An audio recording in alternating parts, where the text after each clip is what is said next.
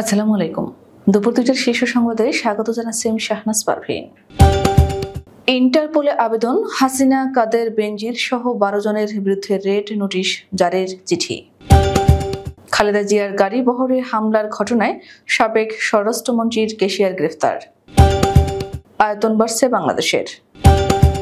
আগামী ঈদের আগেই রোহিঙ্গা প্রত্যাবাসনে কাজ করছে সরকার।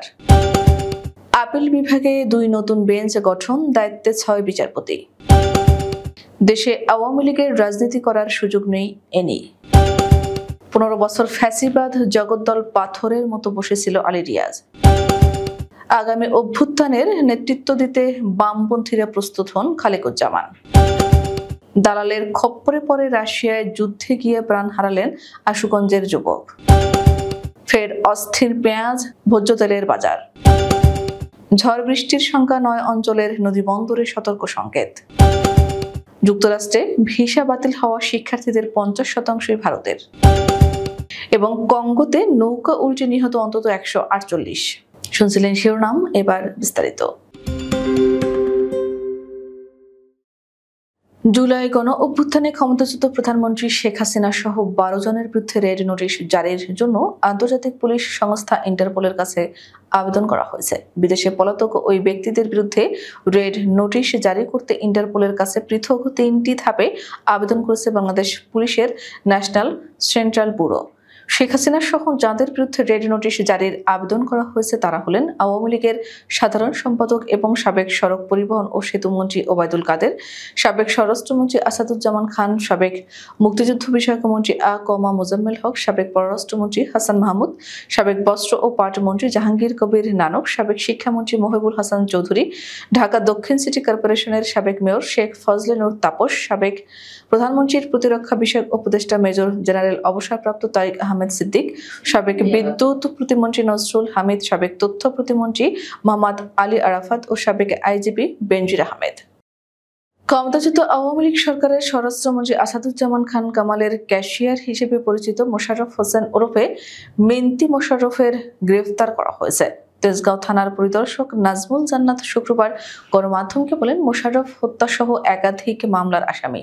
তার বিরুদ্ধে খালেদা জিয়ার গাড়ি বহরে বোমা বিস্ফোরণের মামলাও রয়েছে। ওই মামলায় তাকে গ্রেফতার দেখানো হয়েছে। বৃহস্পতিবার রাতে ঢাকার গুলশান এলাকা থেকে তাকে গ্রেফতার করা হয়। তিনি তেজগাঁও থানা আওয়ামী লীগের যুব ক্রীড়া বিষয়ক সম্পাদক ছিলেন। তিনি শরীয়তপুর উপজেলার চেয়ারম্যান ছিলেন বলে পুলিশ জানিয়েছে। ২০১৫ সালের এপ্রিলে ঢাকা উত্তর সিটি কর্পোরেশন নির্বাচনে বিএনপির মেয়র পদপ্রার্থী তাবিথ আউয়ালের পক্ষে প্রচার চালানোর সময় হামলার ঘটনা ঘটে। নির্বাচনী প্রচার চালানোর সময় খালেদা জিয়ার গাড়ি বহরে আওয়ামী লীগ, ছাত্রলীগ ও যুবলীগের নেতাকর্মীরা হামলা চালিয়েছিলেন। আশা দেখাচ্ছে বঙ্গোপসাগর। লবণাক্ত পানির বুক চিরে জেগে ওঠা চরে প্রতিনিয়ত বাড়ছে বাংলাদেশের আয়তন। ৩০ বছর আগে বঙ্গোপসাগরের যে জায়গা দিয়ে ভটভট করে চলত মাছ ধরার ট্রলার, সেই জায়গা দিয়েই এখন চলে ট্রাক, টেম্পো, রিক্সা। উজান থেকে আসা পলি জমে তৈরি হচ্ছে দ্বীপ, গড়ে উঠেছে বসতি। গত ৩৬ বছরে শুধু সন্দ্বীপের আশপাশে ভূমি বেড়েছে ৪৭৫ বর্গ কিলোমিটার। গবেষণায় দেখা গেছে, মেঘনা অববাহিকা ও উপকূল জুড়ে তৈরি হয়েছে অর্ধশতাধিক দ্বীপচর। গড়ে প্রতি বছর দেশের ভূখণ্ড বেড়েছে প্রায় ২০ বর্গ কিলোমিটার। এছাড়া ভাটির সময় মাথা তুলে নিজের অস্তিত্ব জানান দিচ্ছে ৬ শতাধিক ডুবোচর। এমন পরিস্থিতিতে বঙ্গোপসাগরে জেগে ওঠা শত শত চরে আশার আলো দেখছে বিশেষজ্ঞ মহল। জাতীয় নিরাপত্তা উপদেষ্টা ও প্রধান উপদেষ্টার রোহিঙ্গা বিষয়ক high representative doctor Khalilur Rahman বলেছেন, রোহিঙ্গা প্রত্যাবাসনের লক্ষ্যে আরাকানকে নিরাপদ স্থান হিসেবে গড়ে তুলতে হয়। সব পক্ষের সঙ্গে যোগাযোগ রাখছে সরকার। প্রধান উপদেষ্টার প্রত্যাশা মতে আগামী ঈদের আগেই যাতে রোহিঙ্গা প্রত্যাবাসন সম্ভব হয় সে লক্ষ্যে কাজ করেছে সরকার। শুক্রবার সন্ধ্যায় কক্সবাজার শহরের টেকপাড়ায় রাখাইন সম্প্রদায়ের বর্ষবরণ উৎসব সাংগ্রেং ১৩৮৭ পরিদর্শন শেষে তিনি এসব কথা বলেন। আপিল বিভাগের বিচারিক কার্যক্রম পরিচালনায় ২টি নতুন বেঞ্চ গঠন করেছেন প্রধান বিচারপতি ডক্টর সৈয়দ রেফাত আহমেদ। আজ শনিবার সুপ্রিম কোর্টের ওয়েবসাইটে প্রকাশিত আপিল বিভাগের কার্যতালিকায় এই নতুন বেঞ্চ দুটির বিস্তারিত প্রকাশ করা হয়েছে। প্রথম বেঞ্চে প্রধান বিচারপতির সঙ্গে আছেন বিচারপতি জুবাইর রহমান চৌধুরী, বিচারপতি মোহাম্মদ রেজাউল হক ও বিচারপতি ফারাহ মাহবুব। অন্যদিকে দ্বিতীয় বেঞ্চের দায়িত্ব পালন করবেন বিচারপতি মোহাম্মদ আশফাকুল ইসলাম, বিচারপতি এস এম এমদাদুল হক ও বিচারপতি এ কে এম আসাদুজ্জামান। এর আগে গত 24 মার্চ হাইকোর্ট বিভাগের 2 বিচারপতিকে আপিল বিভাগে নিয়োগ দেওয়া হয়। তারা হলেন বিচারপতি AKM আসাদুজ্জামান ও বিচারপতি ফারাহ মাহবুব। পরদিন সকালে সুপ্রিম কোর্টের জাজেস লাউঞ্জে প্রধান বিচারপতি তাদের শপথ পাঠ করান। বিচারের মধ্য দিয়ে আওয়ামী লীগ নিষিদ্ধ করার দাবি জানিয়ে বিএনপি যুগ্ম মহাসচিব শহীদ উদ্দিন চৌধুরী অ্যানি বলেন, বিচারের মধ্য দিয়ে আওয়ামী লীগ নিষিদ্ধ করতে হবে। বাংলাদেশে এদের রাজনীতি করার সুযোগ নেই। এরা হঠাৎ ঝটিকা মিছিল করে, জনগণের ক্ষতি করার জন্য এরা আবার ওঁত পেতে রয়েছে। শুক্রবার বিকেলে লক্ষ্মীপুর সদর উপজেলায় একটি সভায় তিনি এসব কথা বলেন। জুলাই গণ অভ্যুত্থানের মাধ্যমে ফ্যাসিবাদী শাসনের অবসান হয়েছে মন্তব্য করেছেন জাতীয় ঐকমত্য কমিশনের সহ সভাপতি অধ্যাপক আলী রিয়াজ। এই আন্দোলনে নেতৃত্ব দেওয়ায় জাতীয় নাগরিক পার্টির এনসিপি নেতাদের প্রশংসা করে তিনি বলেন, দীর্ঘদিনের ফ্যাসিবাদী শাসনের বিরুদ্ধে আপনাদের অকুতোভয় সংগ্রাম, প্রাণ বাজি রেখে লড়াই, আপনাদের সাথীরা প্রাণ দিয়ে হলেও একটি ফ্যাসিবাদী শাসককে পরাস্ত করতে পেরেছে। ফ্যাসিবাদী শাসককে পলায়ন করতে বাধ্য করেছেন। দীর্ঘদিন 15 বছর ধরে যে শাসন আমাদের বুকের ওপর জগদ্দল পাথরের মতো বসেছিল, শনিবার জাতীয় সংসদের এলডি হলে জাতীয় নাগরিক পার্টির সঙ্গে সংলাপের সূচনা বক্তব্যে এসব কথা বলেন তিনি। আগামী অভ্যুত্থানে নেতৃত্ব দিতে বামপন্থী দলগুলোর প্রতি প্রস্তুতি নেওয়ার আহ্বান জানিয়েছেন বাংলাদেশ সমাজতান্ত্রিক দলের উপদেষ্টা কমরেড খালিকুজ্জামান। শুক্রবার 18 এপ্রিল রাজধানীর তোপখানা রোডের BMA ভবনের মিলনায়তনে বাসদের সমর্থক শুভানুধ্যায়ীদের দিনব্যাপী 21তম বার্ষিক মিলন মেলা অনুষ্ঠানে তিনি একথা জানান।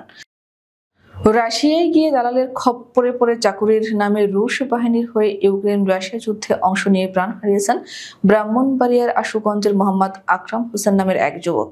বৃহস্পতিবার তার এক সহযোদ্ধার ফোনের মাধ্যমে পরিবারের কাছে আকরামের নিহত হওয়ার খবর পৌঁছায়। এতে তার বাড়িতে শোকের ছায়া নেমে আসে। চট্টগ্রামে ফের অস্থির পেঁয়াজ ও ভোজ্য তেলের দাম। সরকার নির্ধারিত দামের চেয়ে অতিরিক্ত দামে বিক্রি হচ্ছে ভোজ্য তেল। বোতলজাত সয়াবিন তেলের দাম প্রতি লিটার 189 টাকায় বিক্রি করার কথা থাকলেও বিক্রি হচ্ছে 200 টাকা। সয়াবিনের বিকল্প পাম তেলের দাম লিটার প্রতি 169 টাকা নির্ধারণ করা হলেও বিক্রি হচ্ছে 175 টাকার বেশি। উপজেলা পর্যায়ে এর চেয়ে অতিরিক্ত দামে বিক্রি হচ্ছে পণ্যটি। একইভাবে পেঁয়াজের দামও লাগামহীন। 4 দিনের ব্যবধানে পেঁয়াজের দাম বেড়েছে কেজি প্রতি 10 থেকে 15 টাকা। বেড়েছে সবজির দামও। দেশের 9 অঞ্চলে সন্ধ্যার মধ্যে ঝোড়ো হাওয়া সহ বজ্রবৃষ্টি হতে পারে বলে জানিয়েছে আবহাওয়া অধিদপ্তর। এজন্য এসব এলাকার নদী বন্দরগুলোকে সতর্ক সংকেত দেখাতে বলা হয়েছে। শনিবার সকাল 8:30 থেকে সন্ধ্যা 6টা পর্যন্ত দেশের অভ্যন্তরীণ নদী বন্দরের জন্য দেওয়া পূর্বাভাসে এ তথ্য জানানো হয়েছে। মার্কিন যুক্তরাষ্ট্রে ভিসা বাতিল হওয়া শিক্ষার্থীদের 50% ভারতের। সম্প্রতি আমেরিকান ইমিগ্রেশন লয়ার্স অ্যাসোসিয়েশন এর এক প্রতিবেদনে এমন তথ্য উঠে এসেছে। সংগঠনটি জানিয়েছে, তাদের বিশ্লেষণে দেখা গেছে যে বাতিল করা 327টি ভিসার মধ্যে প্রায় অর্ধেকই ভারতীয় শিক্ষার্থীদের ভিসা। আন্তর্জাতিক শিক্ষার্থীদের বিরুদ্ধে অভিবাসন প্রয়োগের পদক্ষেপের সুযোগ শীর্ষক এক ব্রিফিংয়ে AILA বলেছে, এসব শিক্ষার্থীর 50% ভারতের, 14% চীনে এবং অন্যদের মধ্যে দক্ষিণ কোরিয়া, নেপাল ও বাংলাদেশ সহ অন্যান্য দেশের শিক্ষার্থীরা রয়েছেন। গণতান্ত্রিক কঙ্গো প্রজাতন্ত্রে একটি ইঞ্জিন চালিত কাঠের নৌকায় আগুন লাগার পর সেটি উল্টে যাওয়ার ঘটনায় অন্তত 148 জন নিহত হয়েছেন বলে জানিয়েছেন স্থানীয় কর্মকর্তারা। দেশটির উত্তর পশ্চিমের কঙ্গো নদীতে উল্টে যাওয়ার সময় নৌকাটিতে নারী, শিশু সহ প্রায় 500 আরোহী ছিলেন। আন্তর্জাতিক একাধিক গণমাধ্যমের প্রতিবেদনে এ তথ্য নিশ্চিত করা হয়েছে। গত সপ্তাহের মঙ্গলবার এ নৌকা দুর্ঘটনায় এখনো কয়েকশো নিখোঁজ রয়েছেন। শুক্রবার একথা বলেছেন কঙ্গোর একাধিক কর্মকর্তা।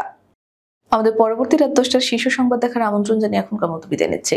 দর্শক, ভিডিওটি শেষ পর্যন্ত দেখার জন্য আপনাকে অসংখ্য ধন্যবাদ। নিত্য নতুন সংবাদ পেতে আমাদের ইউটিউব চ্যানেলটি সাবস্ক্রাইব করুন ও নিয়মিত নোটিফিকেশন পেতে বেল বাটনটি ক্লিক করুন এবং আমাদের ফেসবুক পেজটিতে লাইক করুন। এছাড়াও আমাদের ভিডিওতে লাইক দিয়ে শেয়ার করুন। আল্লাহ হাফেজ।